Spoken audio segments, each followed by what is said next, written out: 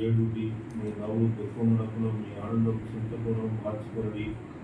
ప్రభు దృష్టికి మిమ్మల్ని మీరు తగ్గించుకోండి, ఆ ప్రయాణంలో హెచ్చించండి. కాబట్టి దేవుని యొక్క వాక్యం పాటించక మునుపు, ప్రభుకి మన యొక్క విన్నపాలు తెలియజేయక మునుపు మనం ఏం చేయాలి అంటే, మొదట ఏం చేయాలా? మనము దేవుని ఎదుగుకు రావాలా. మనం దేవుని ఎదుగుకు వస్తే ఆయన మన దగ్గరకు వస్తాడు. పాపులారా మీ చేతులు శుభ్రం చేసుకోండి. చేతులు శుభ్రం చేసుకోవాలి. చేతులు శుభ్రం చేసుకోవడం అంటే చేతులు కడుక్కోవడం అని కాదు. ఇక్కడ ఎందుకు చేతులు శుభ్రం చేసుకోవడం అంటే మనం చేసినటువంటి పనులు, ప్రతి నెల నుంచి నెల వరకు మనం చేసినటువంటి పనులన్నింటినీ మన చేతుల ద్వారా మనం చేసిన కార్యాలన్నింటినీ మనం చూసి దేవుని సన్నిధికి వచ్చినప్పుడు మనం శుభ్రపరచుకోవాలి. కొన్నిసార్లు తప్పుడు పనులు చేసుకుంటాం, పాపం చేసుకుంటాం. కాబట్టి మనం శుద్ధి చేసుకోవాలి. తర్వాత ఏమంటున్నాడు? విమనస్కు ద్వారా మీ హృదయములను పరిశుద్ధపరచుకుంది. కాబట్టి విమనస్కత మన మధ్యకి మనకు వచ్చి ఉండొచ్చు. ఏంటి అది విమనస్కత అంటే? ఏంటి అది విమనస్కత? ఏంటంటే దేవుడు చేస్తాడో చేయడు అనేటువంటి ఒక విమనస్కత. విశ్వాసంలో జారిపోయినటువంటి స్థితి, విశ్వాసంలో పడిపోయినటువంటి స్థితి, విశ్వాసం లేనటువంటి స్థితి విమనస్కతను తెలియజేస్తాను. తర్వాత కాబట్టి అలా చేసుకొని మనం ఏం చేయాలా? వ్యాకులపడుడి, దుఃఖపడుడి, ఏడుడి, మీ నవ్వు దుఃఖమునకు మీ ఆనందం చింతకు మార్చుకోండి అని చెప్తా ఉన్నాను. తర్వాత కీర్తనలో 121 కీర్తన 1-2 చదువుదాం. దేవుని మీద ఆధారపడటం అనేటువంటి విషయాన్ని చూస్తాం. మొదట శుద్ధి చేసుకోవడం, రెండోది దేవుని మీద ఆధారపడటం. కొండల తట్టు నా కన్నులెత్తుచున్నాను, నాకు సహాయము ఎక్కడి నుండి వచ్చింది? కొండల తట్టు చూస్తా ఉంటే సహాయం వచ్చిందని మనం అనుకుంటాం. చాలామంది ఎమ్మెల్యే దగ్గరికి వెళ్దాం, ఎంపీ దగ్గరికి వెళ్దాం, ఫలానా అధికారి దగ్గరికి వెళ్దాం, వాళ్ళ ద్వారా మనకు సహాయం వచ్చింది అన్నట్టుగా అనుకుంటూ ఉంటారు. కానీ ఇక్కడ మనం చూస్తూ ఉన్నాం, కొండలతో నా కన్నులు వచ్చినాను, నాకు సహాయం ఎక్కడి నుండి వచ్చింది? యెహోవా వలననే నాకు సహాయం కలుగుతుంది. ఆయన భూమి ఆకాశంలో సృజించినవాడు. భూమిని ఆకాశాన్ని సృజించినటువంటి దేవుడు అంటే ఇక్కడ ఇంకొక అర్థంలో ఏం తెలియజేస్తుంది? కొండలను కూడా సృష్టించింది దేవుడే. కాబట్టి మనం కొండలను తయారు చేసినటువంటి సృష్టికర్త వైపు చూడాలి, కానీ కొండను చూడటం వల్ల మనకు వచ్చిన లాభం ఏమీ లేదు. యెహోవా వలననే నాకు సహాయం కలుగుతుంది. కాబట్టి దేవుని మీద ఆధారపడటం అనేటువంటిది మనం రెండవ విషయంగా నేర్చుకుంటా ఉన్నాం. తిమోతికి రాసిన మొదటి పత్రిక చూడండి. రాజుల కొరకును అధికారుల కొరకును విజ్ఞాపనలు, ప్రార్థన, యాచనలు, చేయవలని హెచ్చరించుతున్నారు.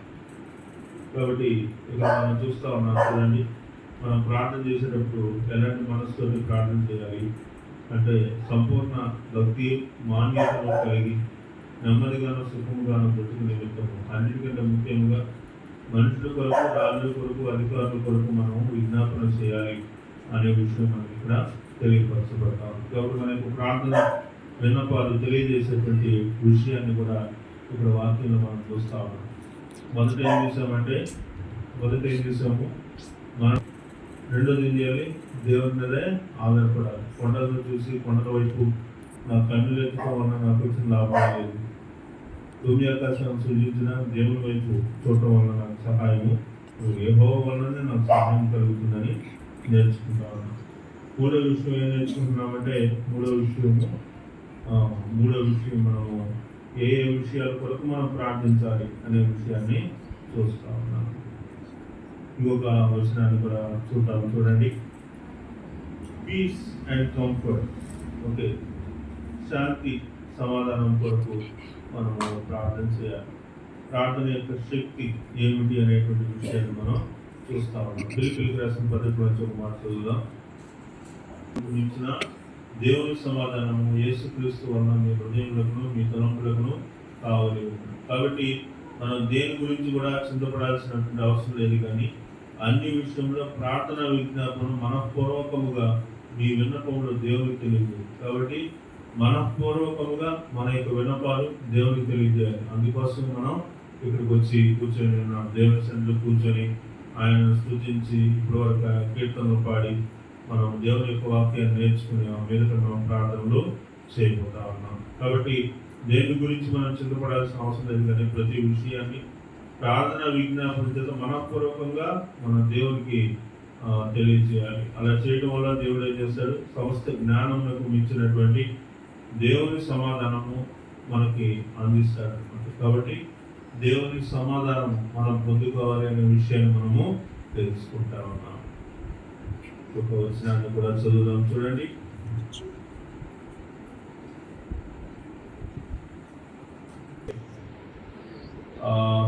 చూస్తే అక్కడ ఏముంది? సొమ్మసిలిన వారికి బలమిచ్చేవాడు ఆయన.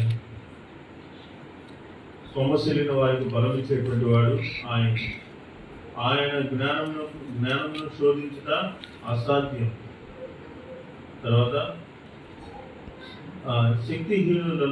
శక్తిహీనులకు బలాభివృద్ధి కలుగుతేవాడు ఆయన.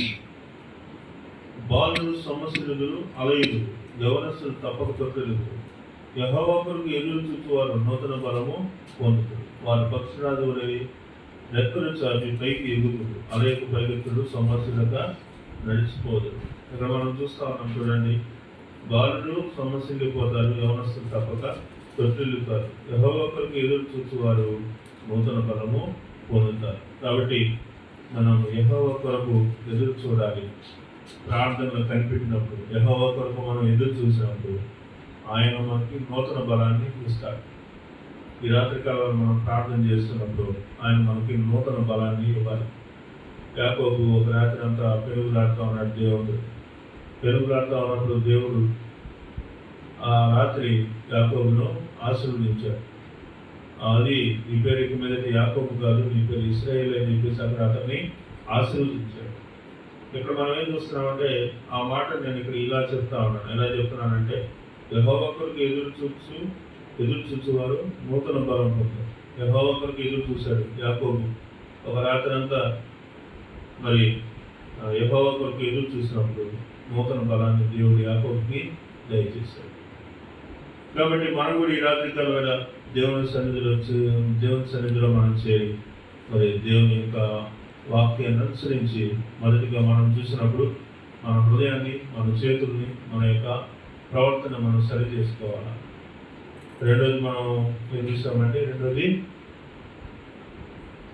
ఏం చూస్తాం? దేవుని మీద ఆధారపడాలి. కొండలను బట్టి దాన్ని బట్టి కాదు, కానీ నాకు సహాయం కొండల వల్ల కాదు, కానీ నాకు సహాయం ఎవరి వల్ల కలుగుతుంది? యెహోవా వల్లనే నాకు సహాయం కలుగుతుంది. దేవుణ్ణి మనం గట్టిగా నమ్మాలి. తర్వాత ఏ విషయాల కొరకు ప్రార్థించాలి? దేశంలో ఉన్నటువంటి అధికారుల కొరకు, తర్వాత రాజుల కొరకు, అందరి కొరకు మనము ప్రార్థన చేయాలి. తర్వాత మనం ఏం చూస్తా ఉన్నాం చూడండి. తర్వాత ఏం చూస్తాము? దేవుని యొక్క శక్తిని మనం పొందుకోవాలి.